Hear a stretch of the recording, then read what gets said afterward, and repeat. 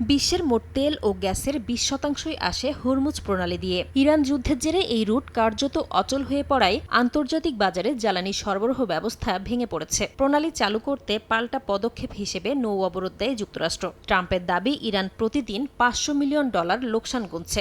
তবে বাস্তব চিত্র বলছে ভিন্ন কথা। বেলজিয়াম ভিত্তিক ট্রেড ইন্টেলিজেন্স প্রতিষ্ঠান ক্লেপারের তথ্য অনুযায়ী যুদ্ধ শুরুর আগে ইরান দৈনিক প্রায় $115 মিলিয়ন তেল রফতানি করত। অথচ গত এক মাসে অবরোধের মধ্যেও ইরান জ্বালানি রফতানি থেকে আয় করেছে যুদ্ধ পরবর্তী সময়ের তুলনায় 40% বেশি।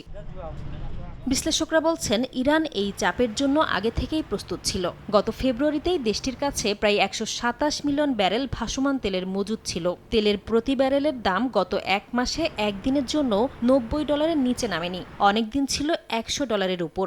অর্থাৎ অবরোধ দিয়ে চাপ তৈরি করলেও ইরান আর্থিকভাবে তাৎক্ষণিকভাবে বিপর্যস্ত হয়নি, পূরণ হয়নি ওয়াশিংটনের মূল লক্ষ্যও।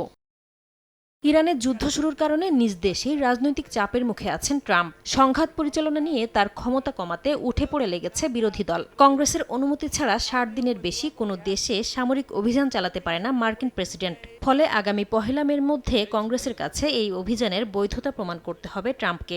এদিকে ইরান সাফ জানিয়ে দিয়েছে, অবরোধ না উঠলে যুদ্ধবিরতি সম্ভব নয়। এমন পরিস্থিতিতে ট্রাম্প কী ধরনের পদক্ষেপ নেবেন তা নিয়ে উঠছে প্রশ্ন। নাসরিন রুমি, সময় সংবাদ।